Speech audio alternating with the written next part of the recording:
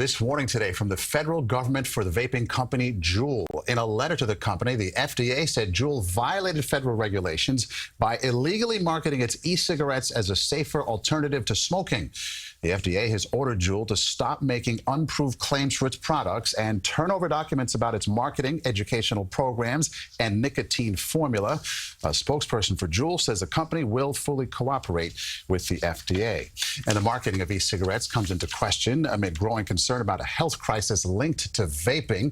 The CDC now investigating at least 5 deaths and has confirmed 450 possible illnesses tied to e-cigarettes. The agency is recommending that people stop vaping now until an exact cause can be determined. And now New York lawmakers proposing a complete ban on the sale of certain vaping products. CBS 2's Carolyn Gusoff has more.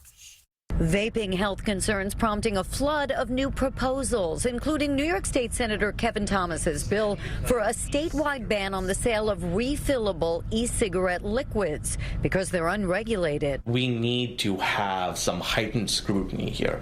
We can't just let any product into our state and see these young kids get injured and then figure out years later, oh, this was the cause. It's an urgent situation. And in Nassau County, a bill to ban flavored e-cigarette liquids, which critics say get kids hooked on nicotine. They taste like bubble gum and cotton candy. They don't see any long-term effects from it, but there are long-term effects from it, and we're finally seeing it now. A flurry of legislation and blunt warnings amid a spate of lung illnesses associated with the use of e-cigarettes and at least 5 deaths. The New York State Vapor Association, with 700 retailers, warns bans will only drive reform smokers back to more harmful combustible cigarettes. Why would you warn people to stop using e-cigarettes when that's the only thing that keeps them from smoking deadly combustible tobacco? Retailers called the proposed new laws an overreaction and urge users not to confuse e-cigarette cartridges sold through vape shops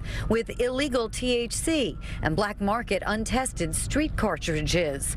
But this Hofstra University scientist has been testing e-cigarette solvents for years. He says there are unknown dangers. It's a carcinogen. Basically, if you inhale too much of those aldehydes, you can get cancer and all the other lung diseases. And the oils used to vape THC? And those bigger molecules can stay in the lung and cause bigger damage. Several different issues: the risk of vaping nicotine versus THC and the lure of candy-flavored addictive nicotine, all leading to a slew of new regulations. Health officials say avoid vaping until they have conclusive answers.